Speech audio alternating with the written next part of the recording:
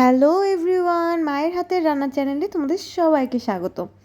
আজকে মা তোমাদের সাথে চিংড়ির একটা রেসিপি শেয়ার করবে। আলু বেগুন দিয়ে গলদা চিংড়ির কারি। চিংড়ি মাছের এই রেসিপিটা আমার পার্সোনালি খুব প্রিয়।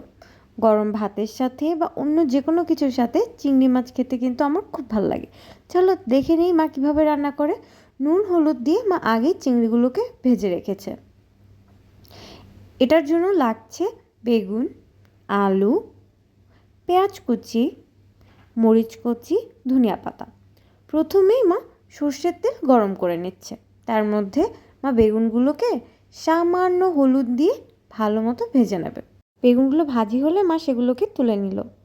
এরপর মা তেলের মধ্যে আলুগুলোকে দিয়ে একইভাবে ভেজে নেবে। সামান্য হলুদ দিয়ে আলুগুলোকে মা লাল লাল করে ভেজে আলুগুলোকেও বেগুনের সাথে তুলে রাখবে।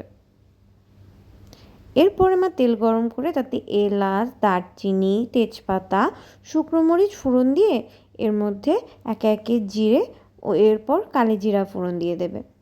ফোড়ন থেকে যখন খুব সুন্দর গন্ধ বেরোবে মা এর মধ্যে দিয়ে দিল পেঁয়াজ কুচি। পেঁয়াজগুলোকে নেড়ে চেড়ে মা গোল্ডেন করে নেবে।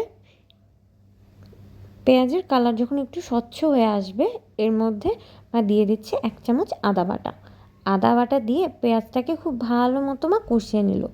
সামান্য মা জল ব্যবহার করেছে যাতে মশলাগুলো না পুড়ে যায়। 1 চামচ হলুদ গুঁড়ো, 1 চামচ মরিচ গুঁড়ো, 1 চামচ ধনিয়া গুঁড়ো দিয়ে সব মশলাকে একসাথে করে মিশিয়ে নিচ্ছে। এ পর্যায়ে মা 1 চামচ জিরা গুঁড়ো আর আধা চামচ গরম মশলার গুঁড়ো ব্যবহার করলো। সব কিছুকে মা কষিয়ে কষিয়ে খুব সুন্দর করে রান্না করছে যাতে এর মধ্যে কাঁচা গন্ধ না থাকে। এ পর্যায়ে মা আলুগুলোকে দিয়ে দিচ্ছে। আলুগুলো দিয়ে মশলার সাথে মা খুব সুন্দর করে কষিয়ে নেবে। মা লবণ ব্যবহার করছে স্বাদ মতো। সব কিছুকে একসাথে নেড়েচেড়ে মা মিশিয়ে ভালো মতো রান্না করে নিচ্ছে। এই মশলাটা যত ভালো কষা হবে রান্নাটা তত ভালো হবে।